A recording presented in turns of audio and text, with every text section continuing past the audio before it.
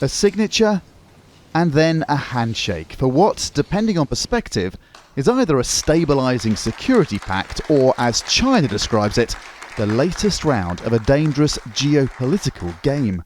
The agreement that we're signing today doesn't offend Papua New Guinea law, doesn't offend USA law, is mutually beneficial. The US Secretary of State was in Port Moresby on behalf of Joe Biden, who cancelled his visit to hold debt crisis talks in Washington. Antony Blinken is adamant the deal is not a threat to anyone. The Defense Cooperation Agreement, drafted by the Papua New Guinea and the United States as equal and sovereign partners, will enhance the PNG's Defense Force's capabilities to deliver humanitarian assistance and disaster relief, including through providing medical care and temporary shelter to those who are affected by crises.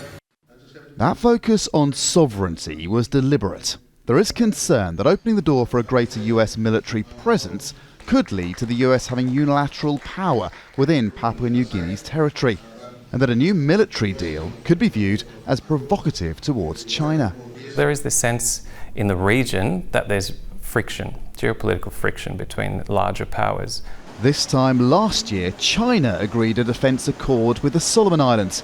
The US and its allies were caught by surprise. Over the last 12 months in particular, we've seen strong interest from Washington to re-engage in the Pacific, to refresh relationships that had been neglected for decades, to create new ones, and to build a more visible presence for itself. China's presence is already visible across the region. President Xi Jinping made a very high-profile visit to Papua New Guinea in 2018. Much of its recent infrastructure has been built with Chinese money. In that context, the visit by India's Prime Minister, also on Monday, is significant. Narendra Modi has pledged economic support and assistance in tackling climate change. Modi will come here to Australia next.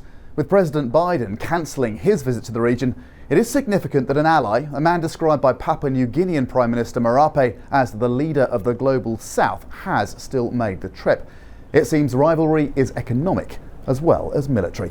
Andrew Thomas, Al Jazeera, Sydney.